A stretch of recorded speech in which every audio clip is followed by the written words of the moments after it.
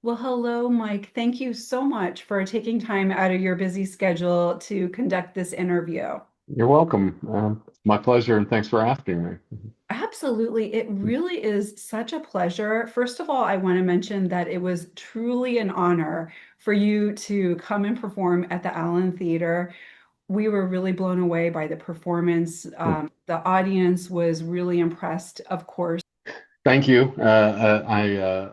I really appreciate that, and I very much appreciate you having me in the space. It's a great room. I loved playing there, and I was, very appreciative of the whole experience. So thank you.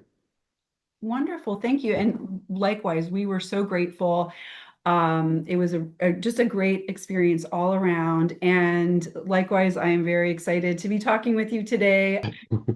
Well, I thought we could start off just in looking at your career and all of the amazing success, all of the wonderful accomplishments you had. I mean, it's really quite jaw-dropping to think of everything that you've done.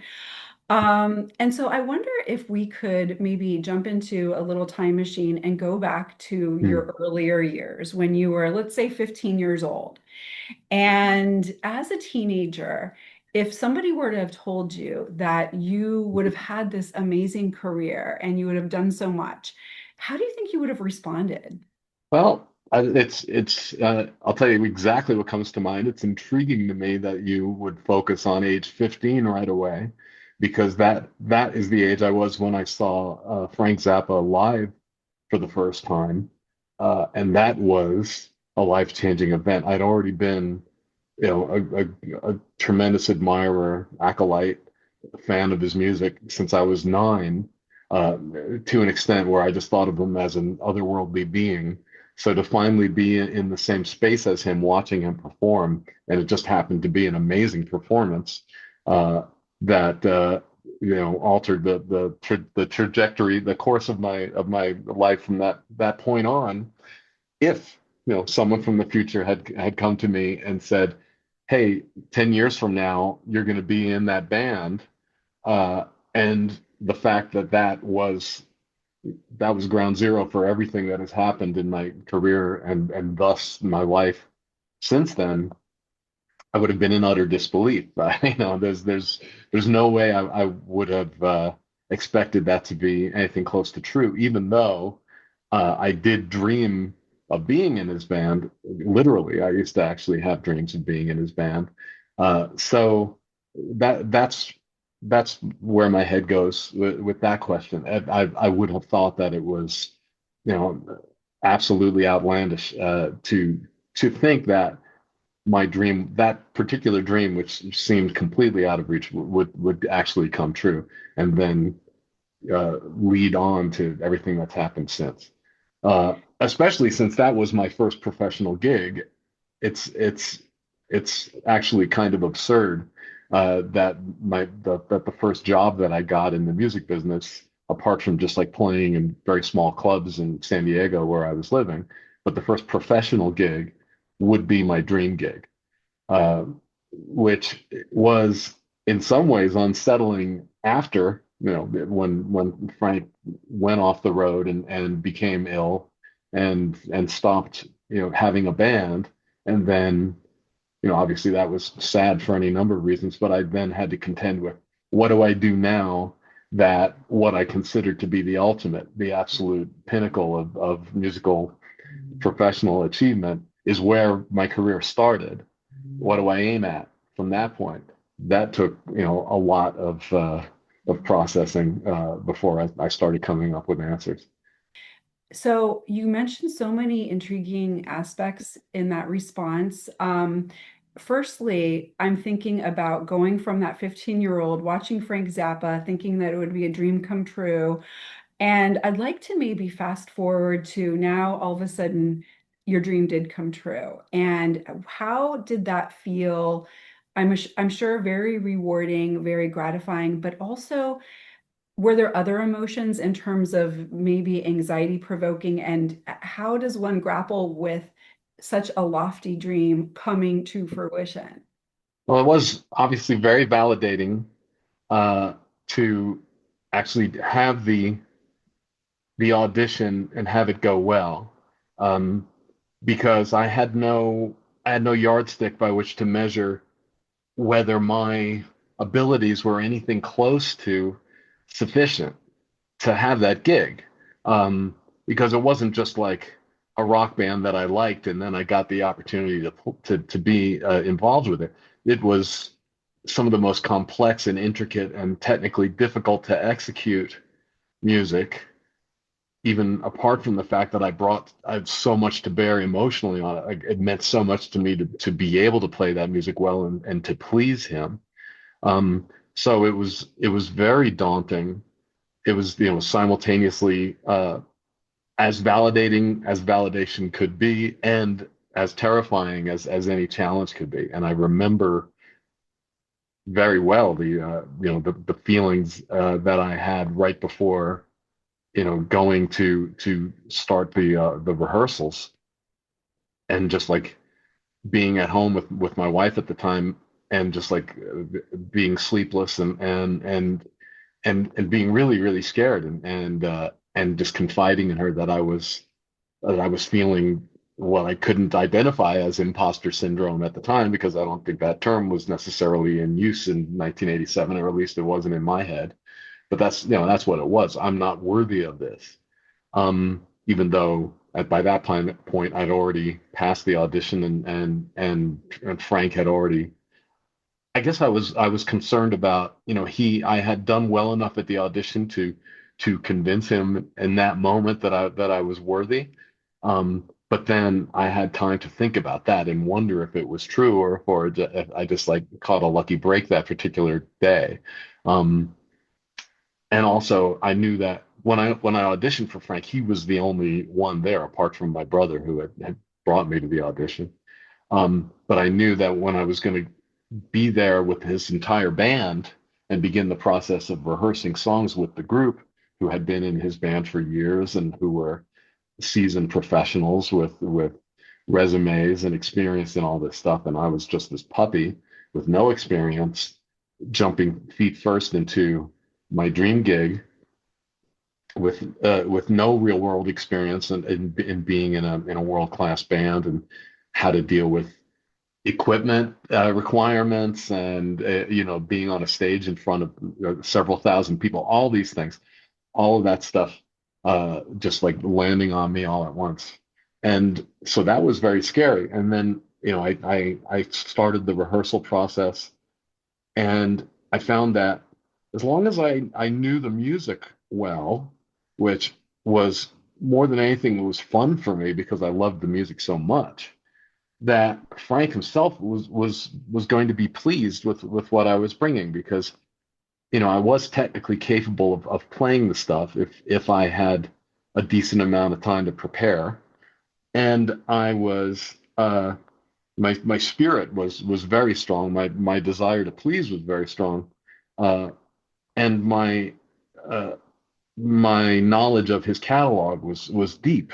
That's what I brought to the band, and that's what I brought to Frank more than anything else. I think was that he could name a song from his catalog, even if it was something that he hadn't played in years and years, and look to me to like start playing it, at least a rudimentary version of it, and from that knowledge of the material, he could start to build an arrangement for the band. So I was sort of like a filing cabinet, or he called me the walking encyclopedia. Like if there was a passage from a song, or a lyric, or an entire song that hadn't been in the repertoire for a while, he could look to me as a starting point. That felt incredible to be able to provide that for him. Um, and I found that once we got into rehearsals, that the bass player in the band, who remains a dear friend to this day, a guy named Scott Tunis, was very uh, uh, intimidating individual, and passing the Scott Tunis audition took weeks, as opposed to passing the Frank Zappa audition, which really, I passed the initial audition in like one day, and then it was like a couple of days with the full band, I think, for Frank to start to feel somewhat confident that I really did belong there. And from that point on, it was it was cool with Frank. Uh, Having Scott be okay with my presence took a bit longer, but ultimately I cracked that as well. Um, I, I think that answers that. Yeah, it really does. And it's really interesting to hear you talk about that imposter syndrome initially. You mentioned something that I think is a really important dimension of imposter syndrome, where even if a person maybe crosses the threshold of making it into, whatever it is that they're desiring, in your case, making it into the band, there's sometimes that nagging feeling of what if the person changes their mind? Yes, they saw me in this light, but what if they see me in another one? And Hmm. I think that really captures beautifully kind of that struggle. And you use the word terrifying, but also validating. And I think that makes so much sense that both of those qualities would kind of be present. But it sounds like it kind of turned a corner with Frank in terms of he really valued your walking encyclopedia mind and that knowledge base. Um, There was another dynamic at play, which was that the reason why I got the job, and it was fortuitous that I got in touch with his office at the time that I did, um, offering to play for him. The fact that I played guitar and keyboard and sang at the same time, and I didn't know this at the time. I subsequently found out that there had been members in the band who were recently departed from the band. They were there at rehearsals for a while, and then they were gone. And between these particular gentlemen, they were covering guitar, keyboard, and vocals. And then all of a sudden they were missing. And right around that time is when I called. So there was, a weird fortuitousness in the timing. But I also, Frank informed me and the rest of the band at at, at one rehearsal that there was a guy in the band who was gone, and there was a possibility of him returning, and that if he was to return, that was probably me gone at that point. So, and then that was like over a week, maybe 2 weeks that I was there doing the rehearsals and at the same time watching the door of the rehearsal room to see if this guy was going to walk in, which was likely to mean my dismissal. So psychologically, that took a toll. And it just impacted everything about the experience start at the starting point. Uh, Gradually, Frank shared that he had had a conversation with his wife, and she said, since this particular guy had left without warning, that maybe if he did return, that they wouldn't feel comfortable just saying right off the bat, okay, you're back in the band. That they were more comfortable with the security of having me there, uh, as somebody who clearly wanted to be there and was covering the parts, and that it maybe it was a safer bet to go with me. Um, but I can tell you that dynamic was really unsettling in the initial stages. I can imagine. It sounds like at those kind of early first weeks, it almost feels like you're constantly looking over your shoulder and, wondering what's going to be around the corner. But it sounds like things kind of settled and, fairly early on. Would you say after a couple weeks, kind of that terrifying imposter syndrome kind of settled a little bit? Well, it was as I say, it was the bass player Scott who was incredibly musically uh, erudite and does not suffer fools gladly, and has a very acute BS detector. That I think once he got to see what I brought to the band, the breadth of my knowledge, what musical capabilities I had, even though they were kind of raw at the time. I was very young. I was 25 when I got in the band, and still I've been playing music since I was 7, first on keyboard, and then 11 was when I started guitar. But I was mostly self-taught, and I wasn't as comprehensively experienced by any means as the other musicians in the band. But once he saw what I did bring, gradually, it took him a while, I think, for him to see that I wasn't a pretender. I think I was seeing myself through his eyes and wondering, am I a pretender? Once I gradually started to get his thumbs up on things, that really soothed my soul. And then especially that happened right around the same time that that Frank pronounced at one of the rehearsals that if the other fellow was to walk through the door, it wasn't a given that he was going to get his gig back.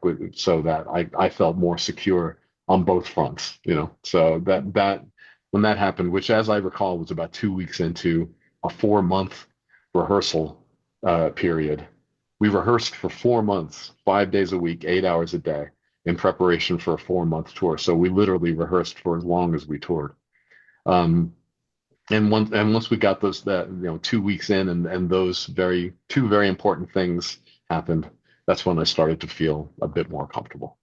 Hmm. But even like right up to the first night of the tour, like I got to the end of the rehearsal period and was feeling very secure in my knowledge of the material, but still completely a neophyte in terms of what it means to be on a stage in a large venue with thousands of people watching uh, under much more high pressure circumstances. Um, and then we did that first show, and on the U.S. leg of the tour, this was 1988. It was an election year, and Frank had voter registration booths set up in the lobby. So we would do an hour long first set. Then for a half hour, he would send people out into the lobby to register to vote. And then everybody would come back and we'd do the second set. And I remember that in the second set of that first show, he kept like featuring me in various ways because the show, even though the material was very uh, most of the material was very disciplined and strictly composed. There were portions of the show where things would get very improvisational, and Frank would just like point at members of the band and have things just occur that would only ever happen that night. And this particular night, he seemed to be focusing on me more than I expected.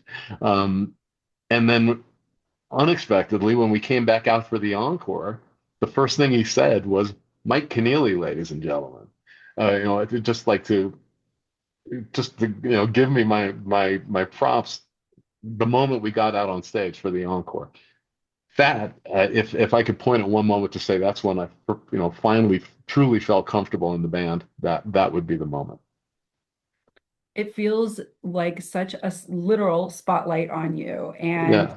And I you, did not see it coming, and I didn't think I'd earned it. So at the same time that I was like just gobsmacked that it was happening, it was also like it was disbelief, it was validation. There was still a sprinkling of the imposter syndrome. Do I deserve for my musical idol to be giving me my flowers in such a public way right at that moment? It was, the whole smorgasbord of emotions, but ultimately where it settled within a matter of seconds was, all right, maybe I do belong here.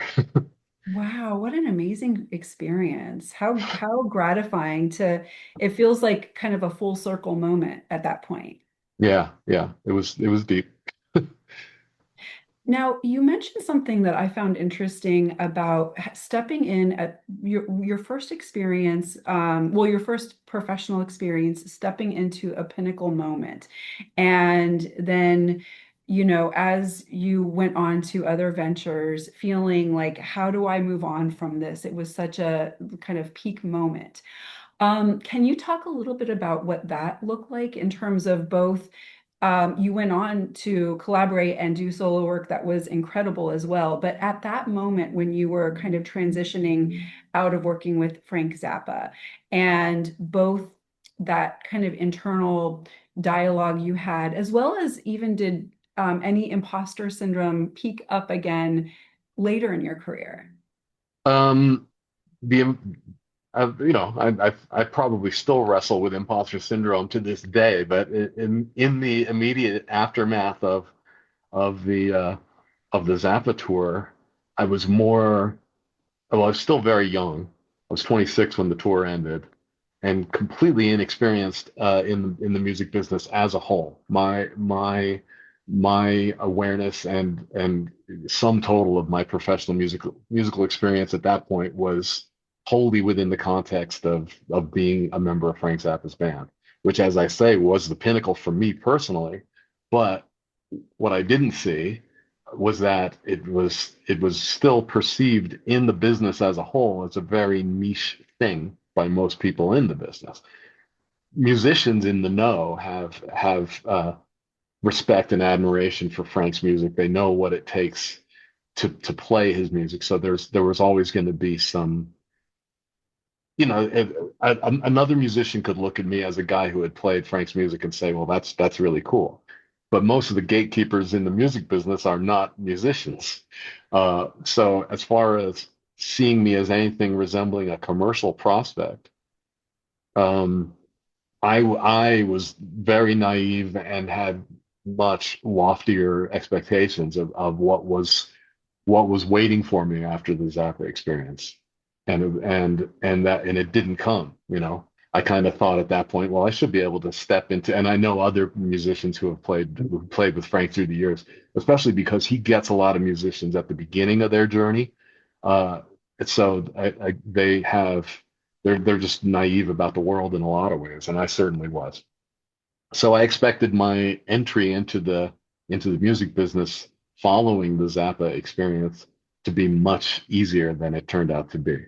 And other gigs were not were not just like falling at my doorstep. And so there were a couple of years of well, no, my first thing that happened was that I was really reluctant to step away from the Zappa orbit. So I was still just like hanging out at his house.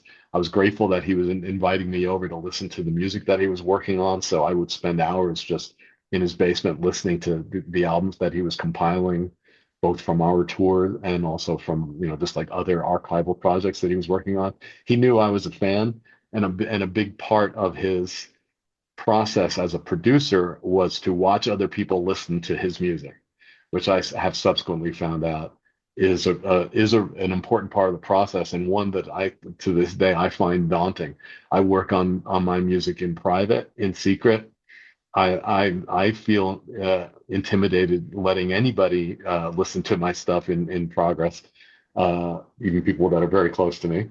Uh, and but with Frank, he wanted to. Well, first of all, he had extreme confidence in his instincts, but he still learned something about his own music from watching other people listen to it. So I would go over there and listen to his projects in progress, and he would watch me listening, smoking incessantly and with his legs crossed and his foot just like he would do this thing. I guess it was a nervous gesture where he would just keep his foot flapping the whole time while the rest of him seemed totally unflappable. So I stayed in the bosom of the Zappa family. I got into his son Dweezil's band, and stayed in that Zappa orbit for years, um, because that's where I felt most comfortable, and because my attempts to reach out beyond that were unsuccessful. But ultimately, and it was 4 years after the Zappa tour, I realized that the best thing, and also the way that I could most pay homage to Frank and his inspiration on what I got from him was to start a solo career in earnest.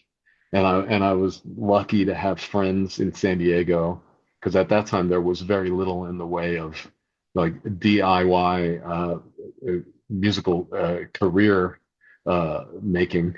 Whereas nowadays it's like nobody's looking for a major label deal. Everybody is much more, self uh, uh,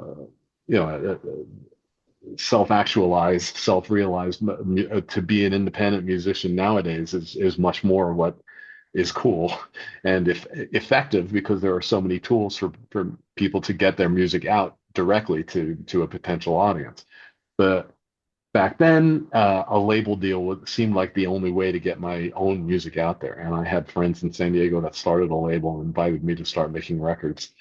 And so in 1992, I put out my first album, which was called Hat, on a label called Immune, which is run by Jeff and Suzanne Forrest, who I'm, remain incredibly grateful to them for, believing in me as a solo artist. And once I started doing that, then I developed a taste for it and started making album after album after album. And that's when I felt like, okay, this, even though it's not regular work and it's not as lucrative as having a job in somebody else's band, I believe in this, and it's a way forward, and I can build a body of work that I can stand behind.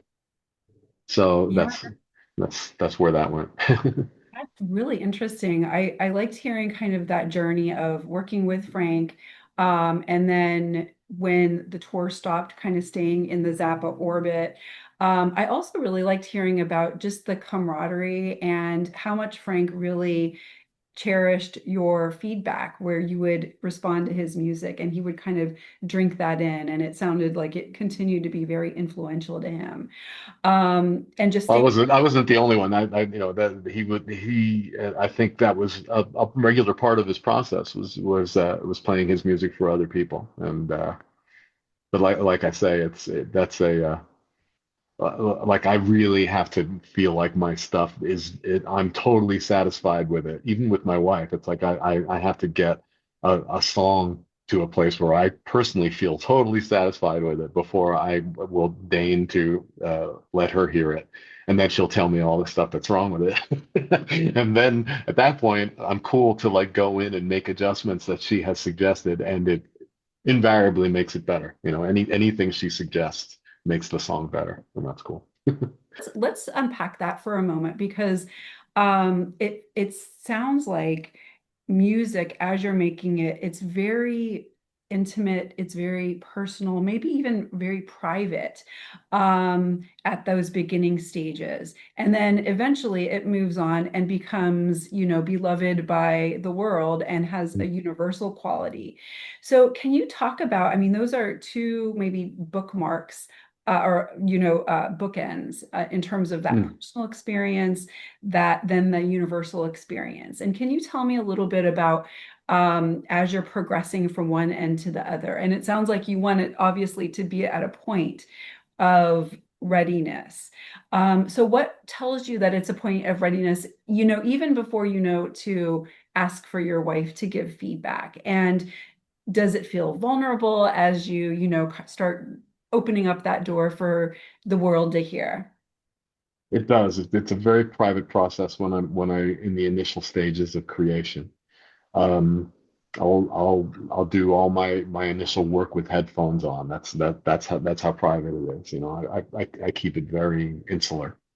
Um, I'm not sure why that's the case. It didn't used to be the case. But I think I realize it goes hand in hand with the fact that for the last 20 years, all or for the last 10 years, almost all my music has been generated initially by myself at home. Whereas back in the day, I would go into recording studios by necessity. I had to let other people in on the process because I was going into a recording studio. There were engineers there. There were other musicians there. Lately, all the music is started by myself at home, and I think that I've become more private in the process as a result of that. The one place where I will share work in progress, this is going to sound like a plug, and perhaps subliminally it is, but I have a Patreon page where I will share work in process, in progress. Uh, but that feels like a very safe space to do it because Patreon is a place where everybody is there, unlike other like social media. If you share something on social media, there you're doing battle with all the other content, which is flying fast and furious at people's eyes and ears. My Patreon page is just a place where there are a bunch of people who have been kind enough to show their support for me in a very concrete way, financially on a monthly basis, and I feel a real well, obviously it's a responsibility to provide them with something to warrant their support. And I feel like one of the most profound ways I can do that is to share this really private stuff. But it's an extremely safe space with a bunch of extremely supportive and generally very non-critical people. And I think what it comes down to is a fear of criticism. And my wife, who I love and admire and totally respect her musical instincts, has very strong opinions about things. She'll be the first to tell you that. Um, and in during those initial very vulnerable stages of creating a new piece of music, I feel a little bit intimidated to share stuff with her because of her, her opinions being so strong. I feel like I'm only ready to welcome that input once I get to a place where I personally feel very confident in it. At that point where I can say, yes, I'm pleased with this. I think it's good. I could actually, if somebody wrested this piece of music out of my hands right this moment and gave it to the world, I wouldn't be upset because I can stand behind it. At that point, I feel okay to play it for her and have her say, here's where you're wrong. Here's where it's not completely ready for the world. And as I say, she has a very strong sense, to quote Radiohead, of everything in its right place. And if there's something that feels like it's just like coloring a little too far out of the lines, and obviously my music can get really abstract and crazy at times, but there still needs to be a sense of order to it, or else it just becomes too much. And she has unerring instincts for where to rein in certain aspects of things. And usually it's more mix oriented than it is performance oriented. If something is poking out too much, that ruins the flow. And if I implement the things that she suggests, it just makes it flow, and that's really ultimately what I want. I want the music to be ultimately what I'm trying to do is make stuff that I've never heard before, or and then by extension, hopefully other people haven't heard before. So it's uncharted territory, which involves a lot of experimentation, and there are no established rules for that. But there is still like a sense of resonance with the universe that you want to shoot for, where something just feels right. And she's really good at pinpointing the places where something just doesn't feel right yet. And when I implement that stuff, then it really does feel right. And even though maybe three iterations earlier I thought something was done, with her, very loving and somehow just like unerring instincts, uh, it I have to say, yep, it's more right now.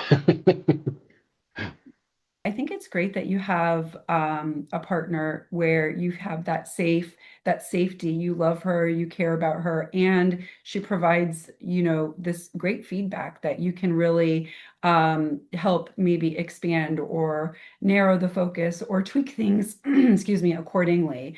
Yeah. And I think having that partnership is really important, both personally and professionally. But it's really quite striking to hear you talk about that the personal nature of your music. And, first of all, just being such an innovator. You're really, bringing yourself, you're pushing territories and boundaries, bringing something new into the world of music, which essentially is bringing yourself in. And it sounds like a very intuitive process. And I wonder if you can talk maybe a little bit about, how do you tap into something so intuitive and so individualized to you? And it sounds like, you're not necessarily um, trying to replicate something that's already in existence. You're trying to create something that's deeply you, and that comes from somewhere. And I'm curious if you can kind of talk about that a little bit. Well, yeah, it's energy that comes from everywhere. Um, and it's as I get older, I become more uh focused on trying to just be like, this sounds lofty, but just like and I don't even know if it's entirely accurate to say like an agent for good in the world.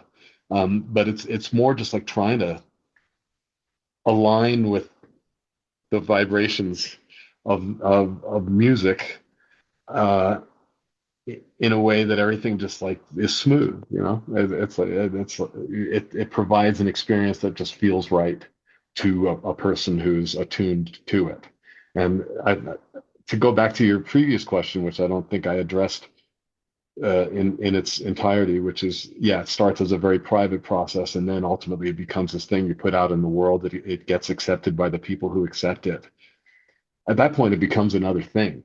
And so what I really want to feel very, very firm and confident that what I'm placing in the world, you know, meets those standards of just like sliding into the hum is a phrase that I used in one of my songs. You know, like the universe at its best is just like humming along. Everything's working. All the gears are well oiled, and the machinery is chugging along effectively. And that's what I try to do, not just in music, but in life, in conversation, in interactions with people.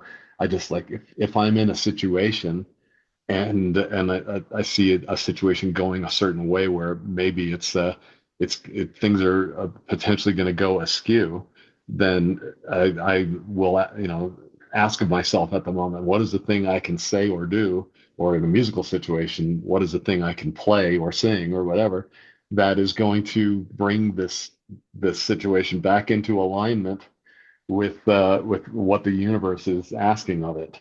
Um, and so again, it's especially interesting in live performance because I play almost when I'm performing, I'm thinking almost as a record producer, which is, you know, you've got all of these different elements at play, all of these components that make up a performance, that make up a musical moment.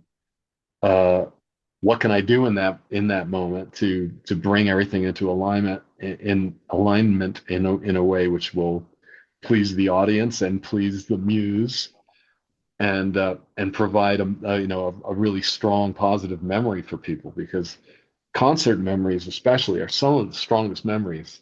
When I think back to my childhood and concerts that I went to, those are like right, very near the top, in some cases, right at the top of the most glittering memories, the most powerful things that life experiences.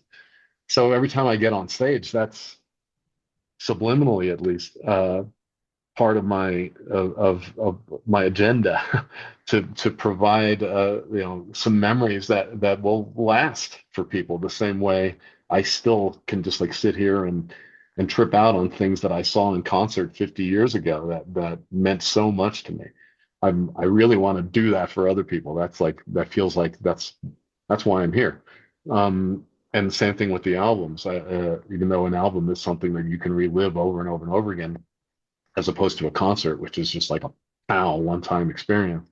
Um, I think about albums that still nourish me to this day, that I can replay over and over and over again and get something new out of it each time.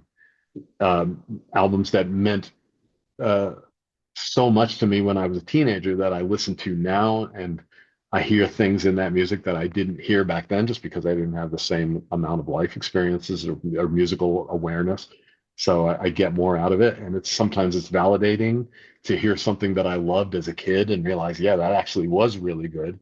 And then other times it's like, you know, maybe I was just like a bit of there was some naivete back then to think that this was as cool as it was. But that's fun too, you know, it's all part of the life's rich pageant. But with albums, I really want it to be something that rewards careful listening and replaying and like occupying a space in people's lives. Um, no, that's where my head went with that question. I like how you describe, first of all, being an agent of good. I could not agree more. I think that as a musician, you're giving such a gift to the world. And even the way you describe it as the individual as they journey through life developmentally, they're different as a teenager than they are as an adult, et cetera, et cetera. And so it's almost like they're pulling out different themes and different experiences from the same piece of music. So as Hmm. an agent of good, you're giving a gift that grows alongside individuals. And how beautiful and meaningful is that? I like that. You also talked about alignment, and I really like that word. I think it's a really strong word. And I would imagine that, somebody of your caliber develops an ear for what's aligned and what's not aligned. But can you talk a little bit about maybe alignment in terms of the technicalities of music versus maybe the emotional pull, or what tells you, how are you informed when something's in alignment? Yeah. It's well, you're informed because all of a sudden your heart races a little bit and your smile widens and you start nodding and you go, yeah, that's like that's it. That's what I've been shooting Mm. for. But the process to get there can be not treacherous, but just like time consuming, you know. And often it's definitely in the performance. Like if I'm recording stuff at home and it's the advent of home recording and the technical capabilities which are available to the home recordist are fantastic, and at the same time they are a kind of trap because back in the 50s John Coltrane would bring his quartet into the studio, and of course they were all amazing. So it it wasn't about perfection. It was about the capturing on magnetic tape of a spiritual and musical moment. Um, Beautifully engineered on thick analog tape, so it sounded amazing. Now we're dealing with ones and zeros and digital replications of those analog processes. So automatically, it's more like a photograph of a sound than an actual sound. Uh, so trying to find ways around that to transcend the inherent limitations of a digital medium and virtual versions of the originally analog hard copy equipment that people were working with back in those days that had big vacuum tubes in it and stuff. Uh, but the on the question of alignment, it's a question of performance. Like if I'm here at home recording a guitar part, and I'll play through it, and then I'll listen back, and something will jump out as being out of alignment. It's like that is interrupting the flow. That's not conveying what I think that musical phrase wants to convey.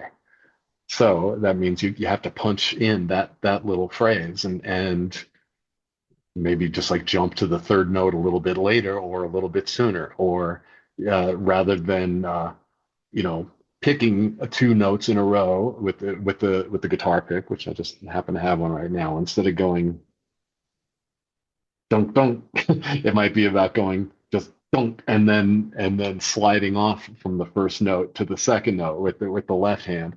It's like the way to make that musical gesture uh, read properly is to have the second note just sort of slide in rather than announce itself with such vigor.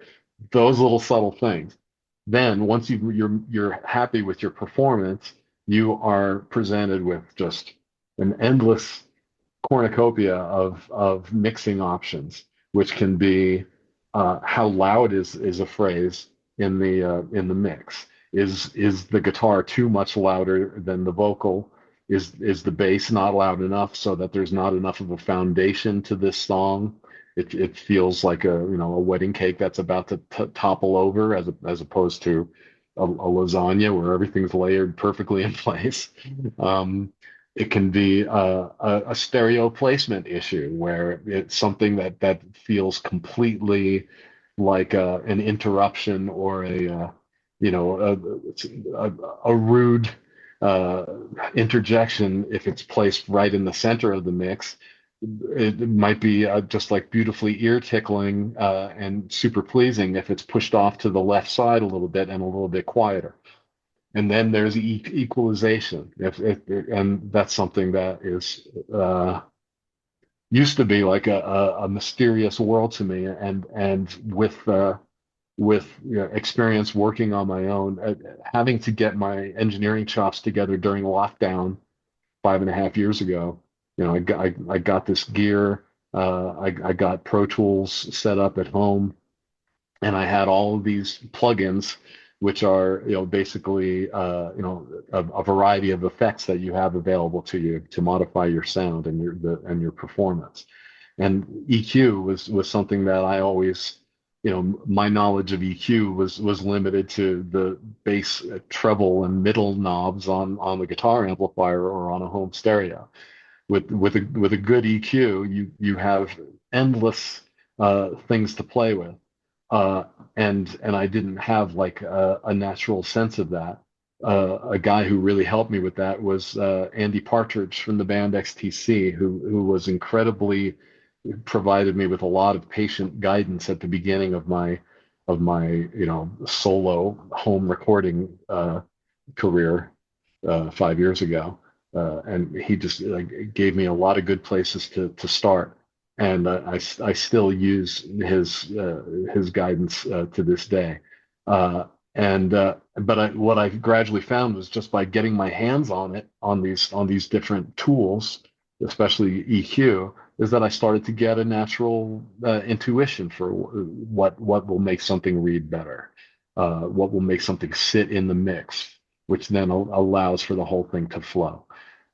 So just as with anything, it's a question of time and experience, and with that, and with just being patient with yourself, which is one of the hardest things for anybody in any artistic discipline. Everybody just wants something to sound right away, but you got to be patient with yourself, and over time, I started to develop instincts for all of this stuff, and now I feel like the music that I turn out at home actually sounds pretty nice. So it's just it's getting stuff in alignment is just a matter of patience. Wow, that's very complex. So many variables at play at any given time. And I agree, in listening to it, sounds very instinctual. Um, have you ever had an experience with a piece of music where you thought it was in alignment and later maybe you thought you were wrong, or conversely, you kept picking away and you thought it's not right, and then later you were like, actually, it was good, and maybe something else was at play that I was searching for that I shouldn't have been, but there was a stop point that maybe I didn't recognize. Yep. Yeah, very much yes to both of those things.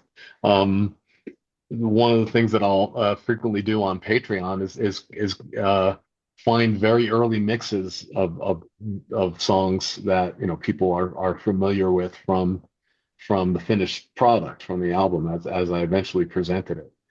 I'll go back and find a very early version that maybe is much more stripped down and maybe not as many overdubs.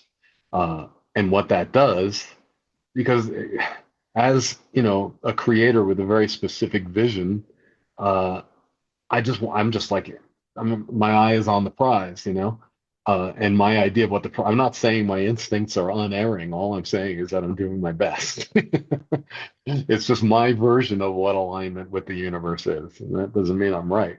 And often I'll go back and listen to a much earlier iteration of a piece of music and go, yep, there was really something there. And I'll share that on Patreon and say, check out what this much earlier vocal was like. Check out how this sounded before I put on all of these guitar overdubs, before I added all these keyboards. This much more stripped down version. It has a thing. Uh, and I really want to explore that moving forward because I haven't been as productive in the last few years. I used to just like, pump out albums like crazy. Uh, and part of that was because I was going into recording studios. I was working with other engineers. I was I was with a record label that was paying for time in the studio, which is expensive. So by necessity, you got to arrive at a finished product much quicker. Now I have, the it's not exactly option paralysis, but it's close to option paralysis. It's not paralysis because when I'm working on something, I am like I'm invigorated and I'm working and I'm driving towards a goal. But it is like there is a glut of options available, and it is quite possible that if you like grab something out of my grasp much earlier in the process and say, dude, you got to put this out. Sorry. Uh, I might feel horrified in the moment, but there would be something there, maybe something that's a little closer to the nub of the essence of the, of the instinct that made me want to play the thing in the first place. Um, that is worth sharing. I want to explore that more in the future. And one of the things in my career that I'm very grateful for is that I do, frequently get asked to play on other people's projects, which is fantastic because that's what keeps the lights on, and that takes me around the world, and it, gives me experience playing with different musicians and getting into their thing, and that's a real pleasure and a privilege, but it takes time away from the time that I could be spending devoting much more concentrated energy on my own music.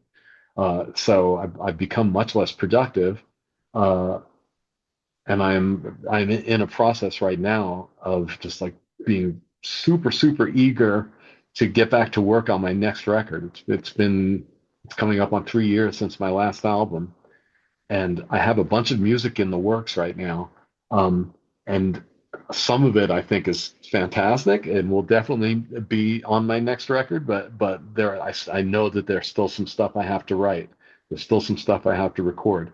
And when I get into doing that, I want to be much more instinctive, much less uh, uh, picky, I guess, about what I'm doing and what I'm presenting.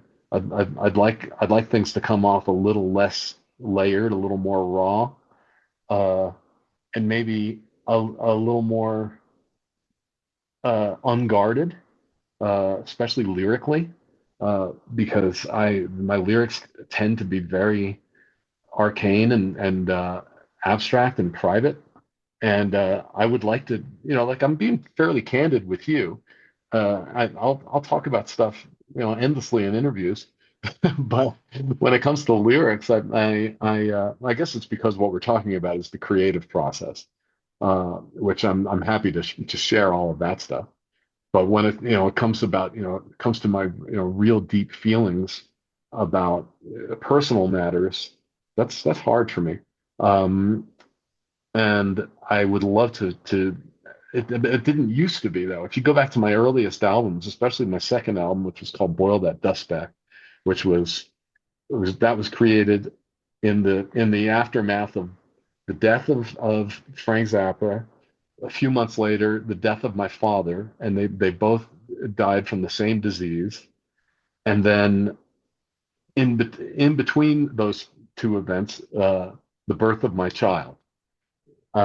And so those three things in fairly quick succession had their way with me emotionally, and there are definitely some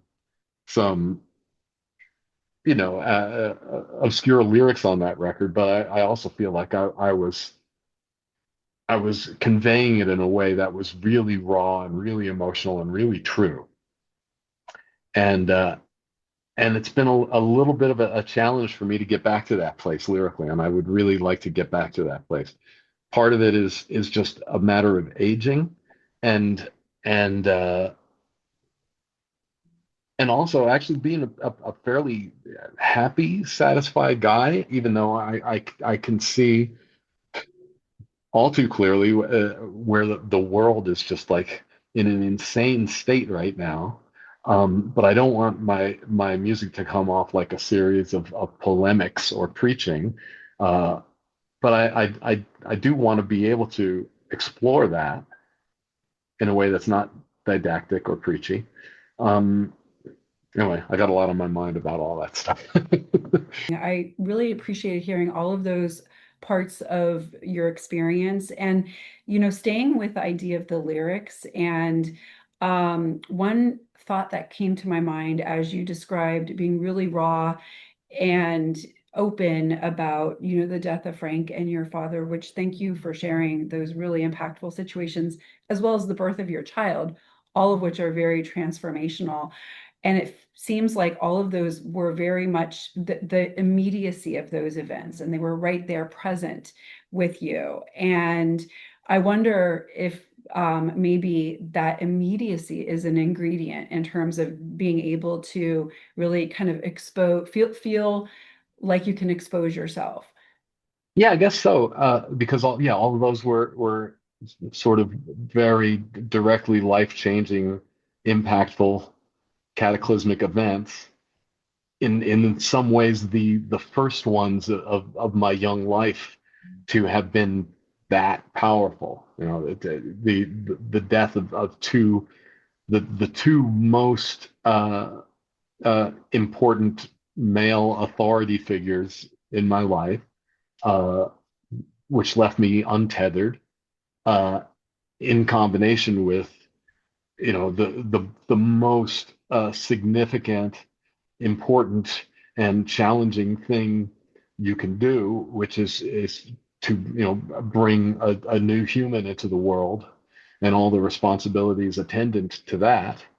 Um, yeah, that all had me spinning, uh, and I think I felt it cathartic and important to share my feelings in a real way. Also, around that time, I did an album which in some ways is the most uh, revealing album lyrically I've ever been a part of. And it wasn't a solo album. It was an album called The Mistakes. And that was the name of a band that we only made one album.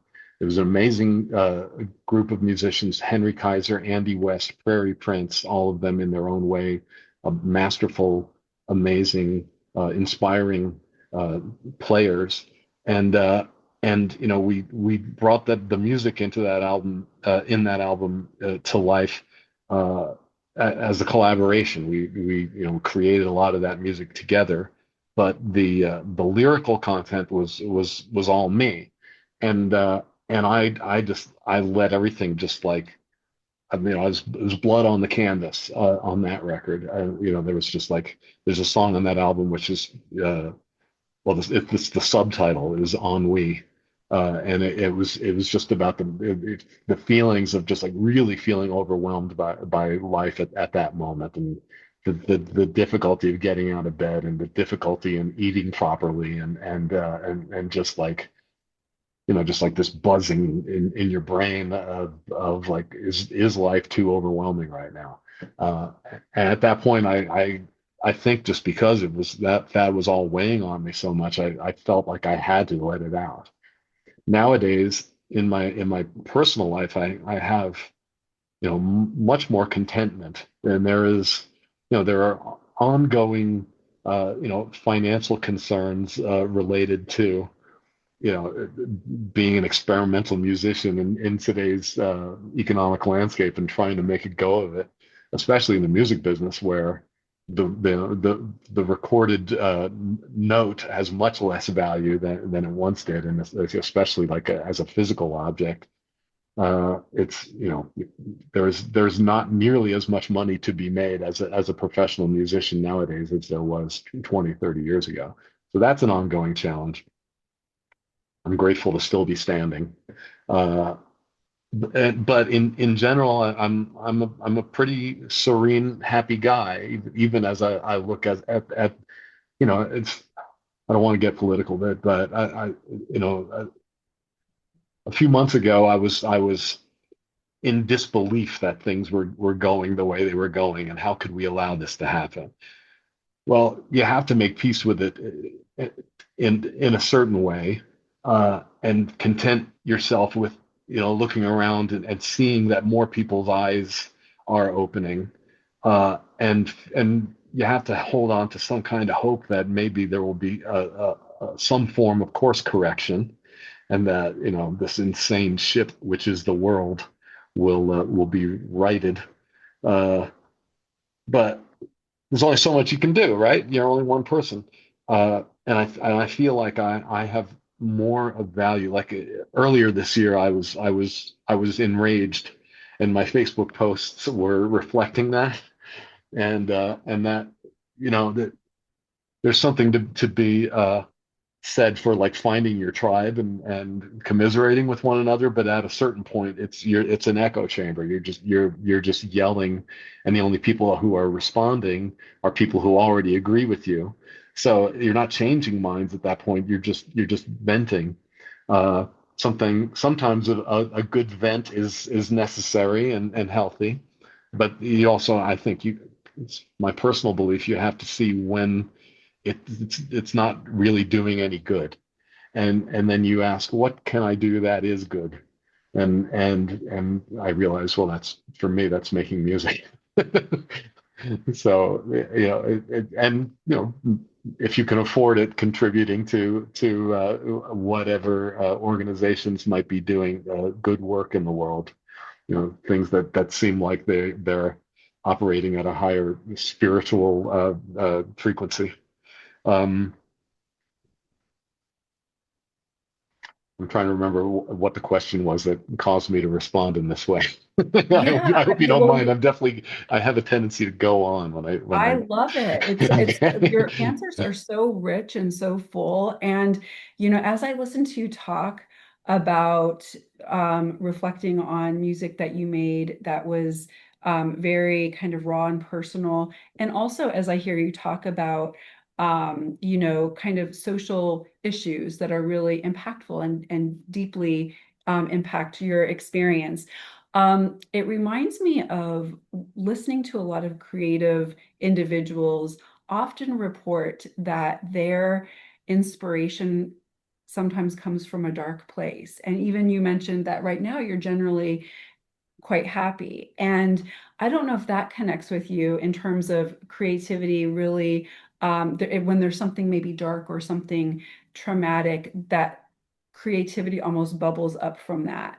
I also think that, when you wonder, well, what can I do if I'm, expressing my concerns? I do think you're in a really pivotal position as a musician, as you're able to kind of capture those emotions and present them to the world. I think about just how many songs have we listened to from somebody talking about heartache, and even though it's talking about their heartache, we connect with it, and it really there's something personal, but also something really kind of connecting about those experiences. My challenge right now is that it's much easier for me to convey those feelings uh, and uh, run my emotions and my desire to address complexities in the world. It's much easier for me to put that to run that through a filter and have it come out as music as opposed to as words. So my challenge, because I insist on continuing to write songs that have words in them, uh, is to, and I'm additionally challenged by the fact that I have written many, many, many songs with words, and I don't want to repeat myself. So it's like, where do I go? What set of words can I write that doesn't just feel like a retread? Uh, and so, like, if I get on stage and I'm playing a guitar solo, for instance, I can express myself very, very freely that way, and I'm letting out in those moments any number of emotions, and then simultaneously trying to filter that in a way that is not self-indulgent, in a way that serves the spirit of music and the needs and desires and expectations of the audience, and the beauty and generosity of the members of my band. Uh, I don't want to run roughshod over of their musical contributions in the moment. I want to complement what they're bringing.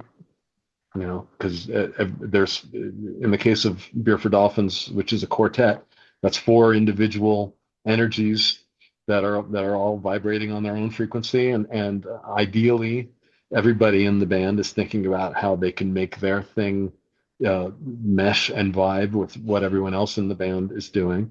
And as the guy standing in the front who is taking all their energies and trying to sort of package it into impromptu, instantaneous thing for the audience. At the same time that I'm doing this guitar solo and conveying maybe some complex emotion that I'm feeling, or some anger, or some rage that's been inspired by something that I accidentally read in the news that day when I should have been practicing the guitar instead and not doom scrolling.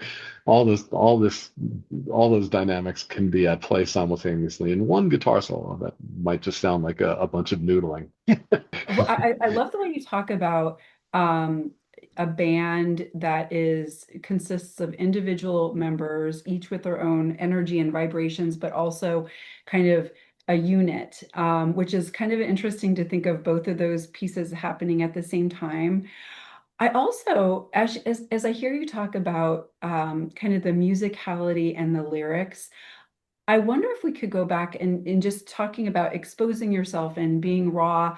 Do you find that one is more revealing than the other in terms of the musical part or the lyrical part of a song? Which one do you feel like you're pouring yourself into, or is it just equal parts, maybe in different ways?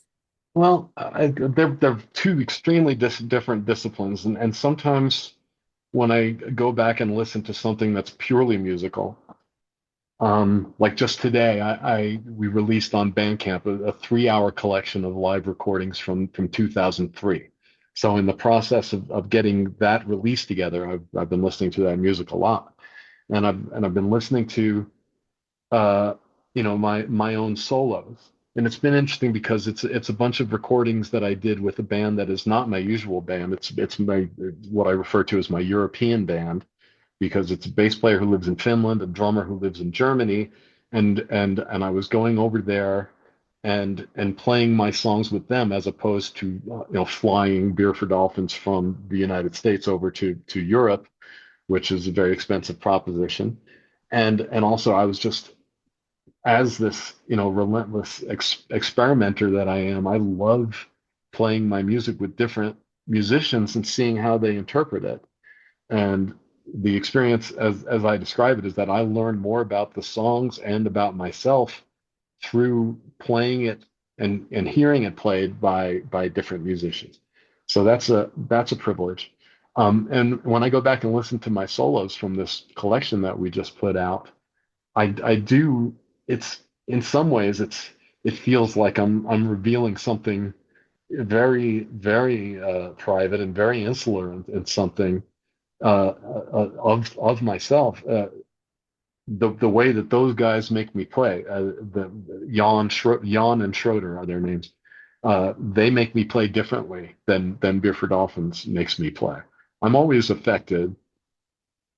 I think any musician who feels things in the moment are inevitably affected by the people that they play with, and they will play differently and sound differently when they play with different people.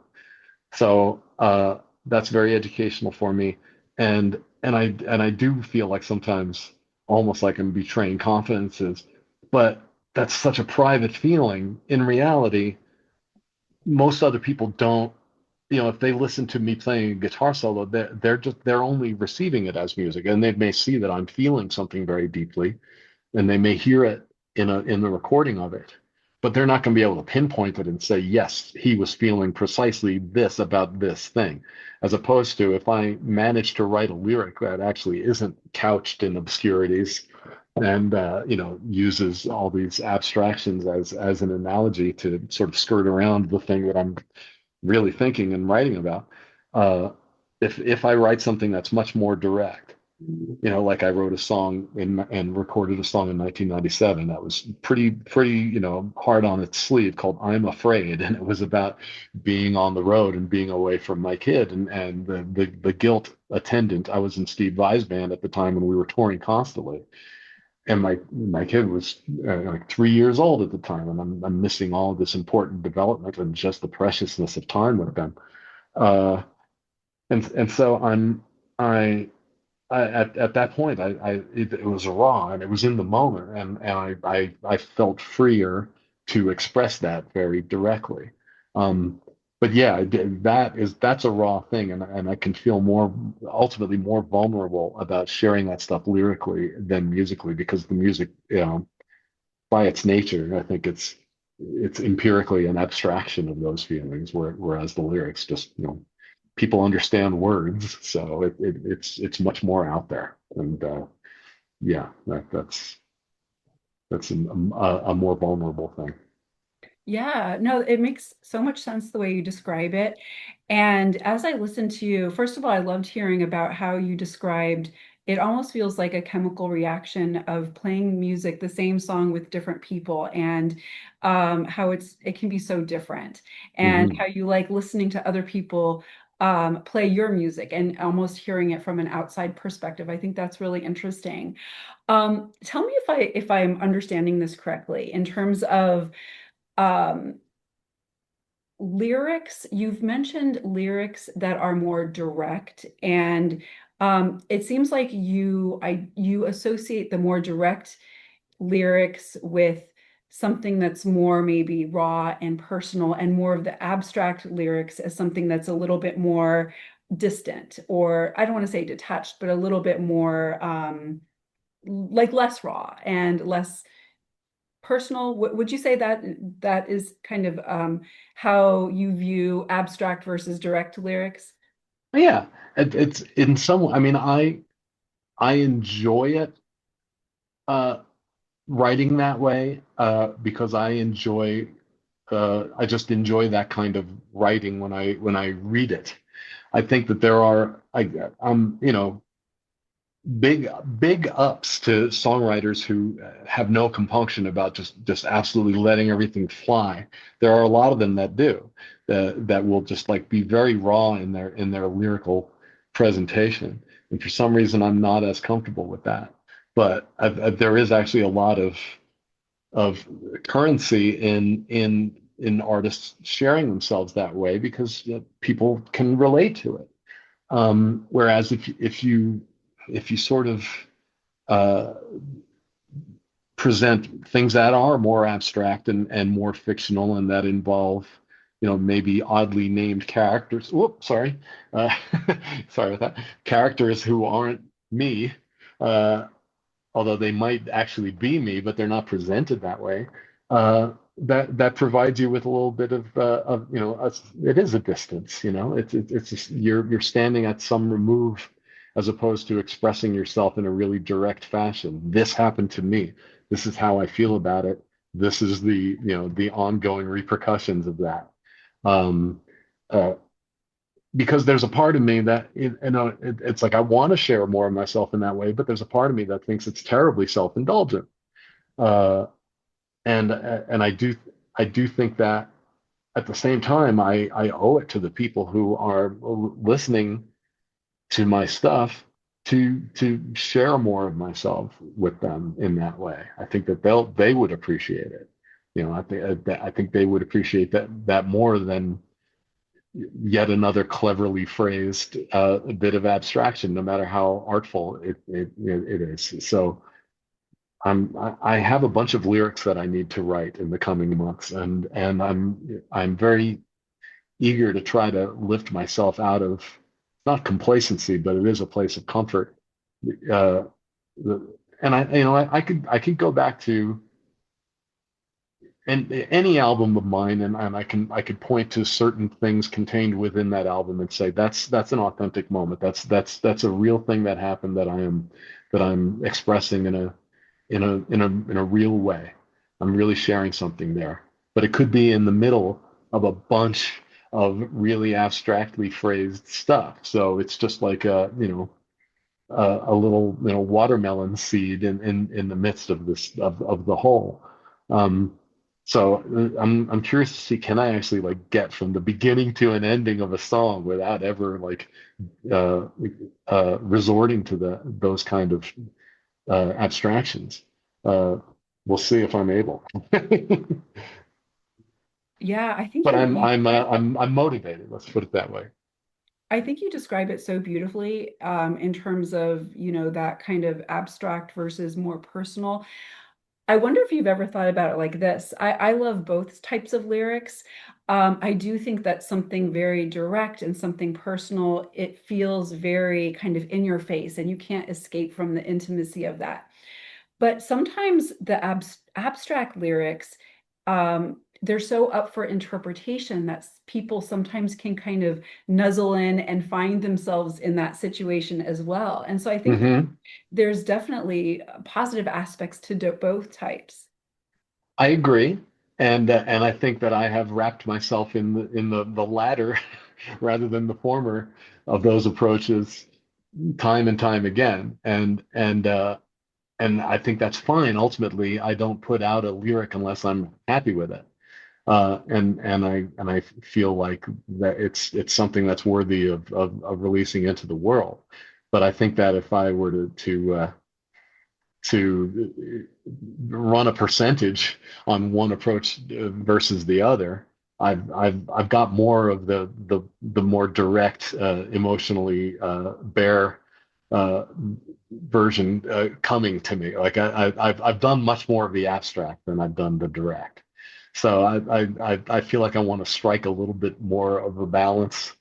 At the end of the day, when you look back through my career and the body of work, I would like things to be, weighted a little more in the emotionally direct column than they currently are. Yeah, that's so interesting. I really appreciate you sharing that. Is the same true as a listener when you're listening to other people, maybe some people who inspire you? Do you have similar preferences as somebody outputting the music as kind of receiving it with some of maybe your musical heroes? That's really interesting. Two people came to mind just then, and they were Tom York of Radiohead, and the other one was Neil Young. I'll start with Neil Young.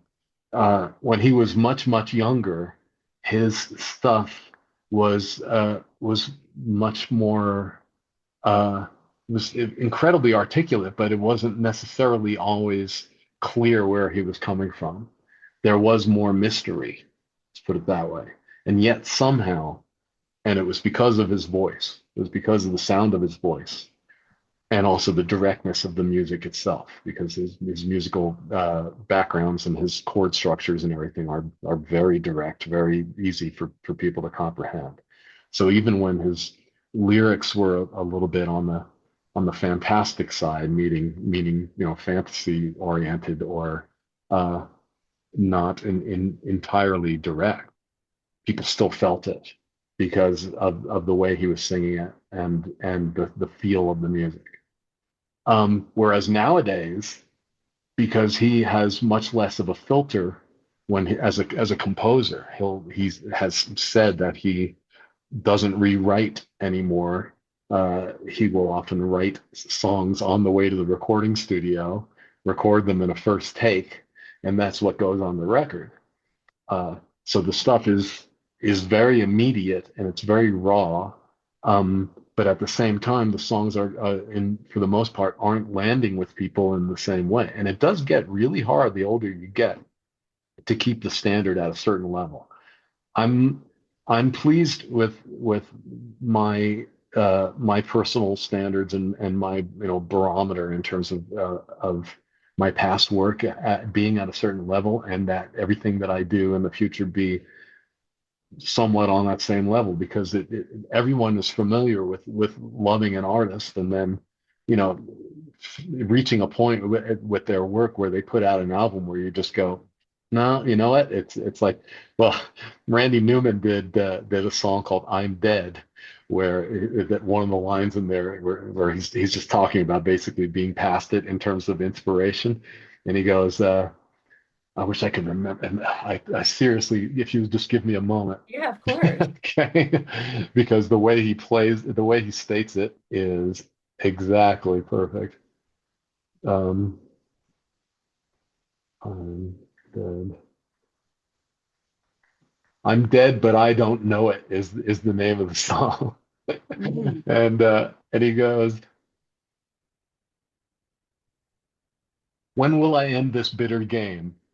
When will I end this cruel charade? Everything I write all sounds the same. Each record that I'm making is like a record that I've made, just not as good." Mm. That's Yeah. brutal. And he couches it in the song musically by having it be like this it's like a sing along. It's almost like a celebration of waning inspiration. Hmm. Um, but I'm fairly sure that when he wrote it, it was something that he was feeling. And Hmm. but he also like takes 11 years between albums because his own personal standards and his quality control is really, really high. So he doesn't put out an album unless he's convinced that it's good. But I love that song. And I can relate to it, even though I don't feel like I'm dead yet. And I'm really focused on having each new album be something that I can stand behind.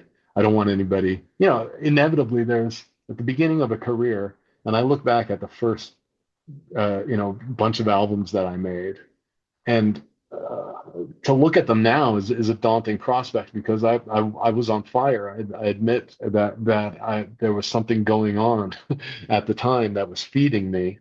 That in 1997 I put out an album called Sluggo, and there's just so many good songs on that record. It's songs that remain in my live repertoire to this day, and it's just like I want to make an album that good, and every time it's not like I'm trying to measure up uh, literally to another album, or that as I'm working on an album, I'm like doing A/B comparisons to make sure that every moment of this record is equal to that one, because that's when you get in a danger of repeating yourself. But I would like to, make something that I feel from start to finish hits as hard as that one did. And that's what I'm shooting for every time. And I'm feeling fired up right now, and that I think I might get there. And I recognize a part of the power of that album is that there are a number of songs in that album that do express the way I was feeling and what I was going through very, very directly. And I feel I need to come back to that. But I have to do it in a way that's engaging and not self-indulgent and not like ripping my garment, uh, uh, because that's the kind of stuff that I can't sit with when I go back and listen to it. I went through a period in the late 90s, early 2000s where I was going through a lot of personal stuff, and my live performances at the time were very emotionally bare. And that meant a lot to audiences at the time. But when I go back and watch performances of me, like on video from the time, it's very hard for me, uh, because I feel like I was self-indulgent to a point where it was compromising the performance, especially vocally. When I would get to a place where I was just like, it was all catharsis. It was all just like bearing my soul, but I lost sight of hit the note. It's like that's where I'm at now. I'm not the most virtuosic singer by any stretch of the imagination, but I have gotten better at hitting the note and breath control and uh and tonality and timbre and all those things. Within the limits of my vocal machinery, which are significant, I've gotten better at working with that instrument. So I can still be emotional on stage, and sometimes I'll perform a song from that era where it was raw, and I was feeling those things in real time and singing about them as I was having those emotions. And at the time I was being what I would now consider to be self-indulgent in a way that was damaging the performance. It's one thing to do that on stage in the moment, and it's a cathartic experience that everyone in that room shares. unfortunately, there is also this thing called YouTube where where a performance like that can be captured without you knowing it and shared, and it's there forever. And I would prefer that the ain't nobody perfect, ain't nobody golden, but I would prefer that my captured performances on YouTube uh, capture something that I feel good about if I happen to watch it back later. Um, anyway, I mentioned Tom York, and then I stepped away from that. His lyrics can be very, very abstract, but because of the way he sings them, it conveys this incredible emotionality, if that's a word, that connects with people. A lot of people, when it comes to Radiohead, a lot of people will say, I just can't get with them. I don't understand what people see in Radiohead. Why do you like this music so much? And I mean, and there's a lot about it technically that I love. There's a lot about it musically and harmonically that I adore. The way they orchestrate things, the way the three guitars interact and connect, and the fact that each one of them has a place sonically in the tapestry that is their own, but they all mesh together so well at its best. But on top of all of it is Tom York's voice, and somehow, even though he only rarely, very directly conveys in the lyric itself the way he's feeling emotionally, people feel it, uh, and it's because of it's because of the sound of his voice and the way he wields that instrument.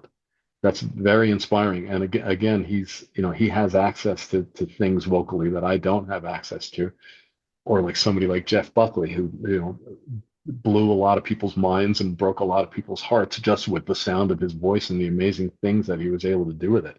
I'll never be able to do that, but within the realm of what I'm able to do, I want to try to reach every peak that I can, and touch every heart that I can.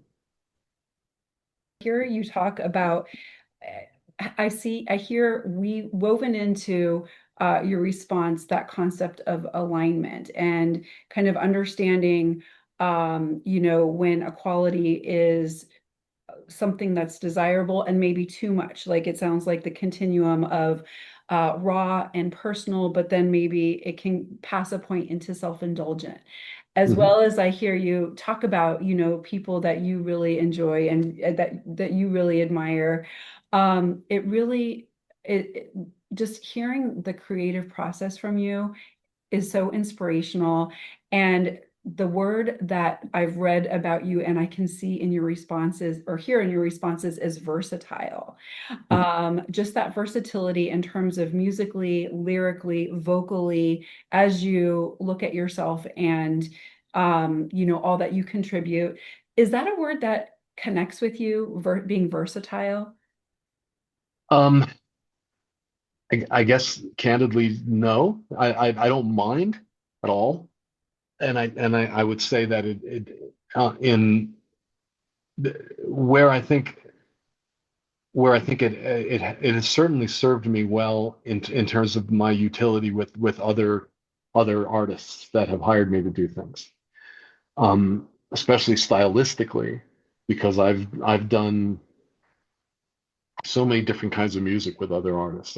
Stuff that's been very metal to stuff that's been very delicate, stuff that's been very direct to stuff that's been very intricate, and I try to bring the best of myself to all of those contexts.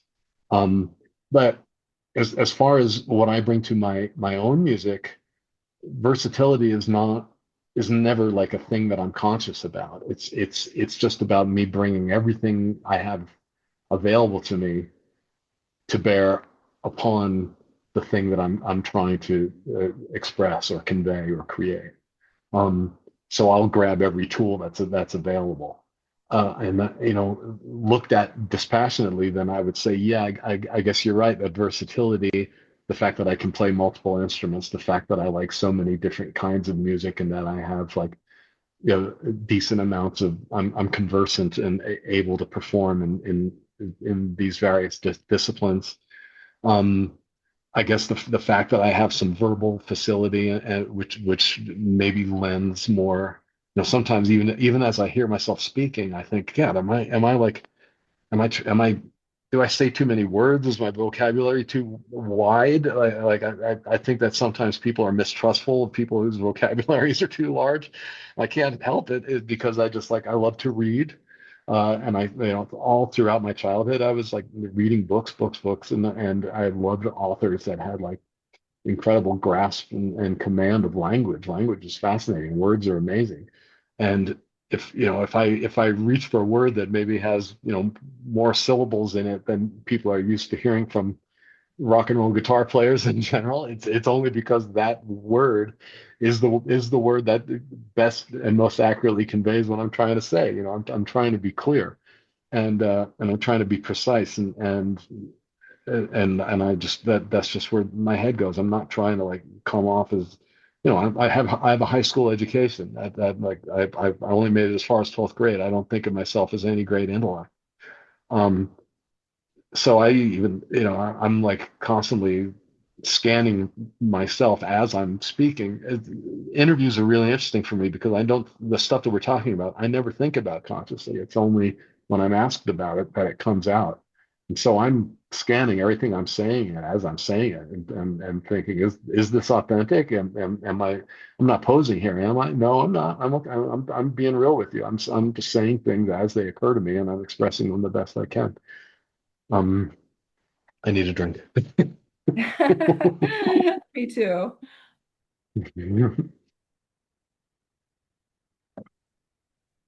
It almost feels like you are so your craft is so well honed, and pairing that with just being gifted, it doesn't occur to you that you're versatile. It's just that that well-crafted contribution that you have can insert itself into different genres musically, and also, like you said, intellectually, you have a very impressive vocabulary. And so your craft allows you to insert yourself into different genres musically in terms of literature. So it's not necessarily that being versatile is on your radar, because it's the craft that leads the way. It's the stuff that I have to work with. I am who I am. I'm grateful that, and I don't feel responsible for any of it. I don't like the word gifted because even that sounds like a brag. But to the extent that I have anything to offer, I do think it's a gift. Granted, I spent a lot of time practicing, and I spent a lot of time honing the stuff that I have and making the best of it. But in some ways, I always feel like a child because I'm mostly self-taught. Uh, in all, what's the word for that? Autodidactic, or it's just all this input. I've all my life is like input. I want to watch that show. I want to hear this music. I want to read this book. I want to look at that painting. I want to look at this drawing. I want to read this article or this magazine. And I just want to absorb as much of it as I can. I was voracious when I was growing up. And one of the things about getting older is you get a little bit less voracious about new experiences and you just kind of continue. For me personally, I gained so much comfort from music from 50, 60 years ago that it just, in an increasingly troubling world, it's like a warm hug to listen to, a Neil Young album from 50 years ago. It helps me spiritually so much. Uh, so maybe I'm not taking in as many new experiences, but I wouldn't. I still try to be open. I still try. I don't write anything off, and I still will check in with Pitchfork on the daily to see what is new. That they remain my primary kind of conduit for stuff that's happening new musically. Um, but yeah, I'm definitely never like, man, I'm going to show them how versatile I am. It's always just about what's available to me. What tools can I use to make this moment nice and interesting for people? Uh, to give them a memorable experience and to make them smile, to make them laugh. I'm definitely not above, parlor tricks, playing guitar and keyboard at the same time on stage, which, is not the height of my artistic achievement by any stretch of the imagination. But I think it's interesting and it's not something that that people do all the time. Even somebody as as experienced and wise and not easily impressed as Frank Zappa was, would get a huge kick out of it, out of whenever I would play guitar and keyboard at the same time, which I did out of desperation the first time I ever did it. You know, he pointed at me to play a solo at one rehearsal, and I remember very, very clearly just feeling at that moment uh, intimidated by the other guys in the band, because it was during a part of a song where it'd always be something improvisational, and Frank would conduct the band in a way that we never knew what was coming next. And if he pointed at you, it was your turn in the spotlight, and you had to do something. So he had pointed, let's say he had pointed at Walt Fowler, who was amazing. He's an amazing trumpet player, and Walt played this eloquent, beautiful, emotional, incredible, musically erudite, unassailable trumpet solo. And then maybe he pointed at Chad Wackerman, who's one of the most amazing drummers in the world, and he just, effortlessly, spun off this dazzling thing. And then he pointed at 25-year-old, completely inexperienced me, and I'm trying to play something that's in the moment, completely extemporaneously, that sounds like it belongs in the same room as those guys. And I'm playing the guitar, and I look down and I see that there's a keyboard there, and out of pure desperation, I start fretting with my left hand and playing the keyboard with my right hand at the same time, Oh, in rhythmic unison. It wasn't like I was playing that they were both playing the same notes, or even that what I was playing made any kind of harmonic sense. Um, but when that song was done, Frank and everybody in the band was like, thumbs up, yep. And Frank was like encouraging of me to do that and during concerts, and he was talking about it in interviews, the fact that I would do this. And that was in 1988. And at that point, I don't think I had seen anybody else do it. So it felt a little bit like uncharted territory. Now, Jordan Rudess from Dream Theater has devoted over the last few years some real strict, intense, disciplined hours to playing. He's taught himself how to play guitar, and he's one of the most amazing keyboardists in the world. And he has now taught himself to do the most dazzling stuff on guitar and keyboard simultaneously. And I feel like, take it, have it, that's yours. Please. Sometimes I don't do that. I don't spend time at home like honing that, or like developing that discipline.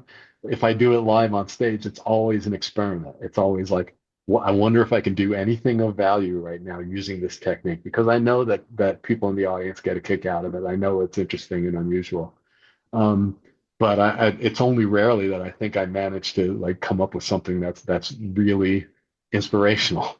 Uh, but again, it sounds like a commercial. But the album that we put out on Bandcamp today, which is called MKAF03, which means Mike Keneally and Friends 2003, although Mike Keneally AF has another meaning in today's modern parlance. That's not intentional. Um, there's a moment on one of those songs where I'm doing that. I'm playing guitar and keyboard at the same time, and it reaches into that zone I was talking about earlier, where playing with those other guys brings something out of me that only seems to come out in that context. I'm playing guitar and keyboard at the same time, and it really doesn't just sound like one guy doing a trick. It sounds like two musicians complementing one another, and it gets into areas that like I was really surprised when I listened back to it. And that is a gift, when I can actually manage to be inspired by something that I actually did, as opposed to being super critical of it. And that makes me want to explore that technique, and actually, in the time that I have left, uh, utilize it and do some things that have real musical value, lasting value, that I can stand behind.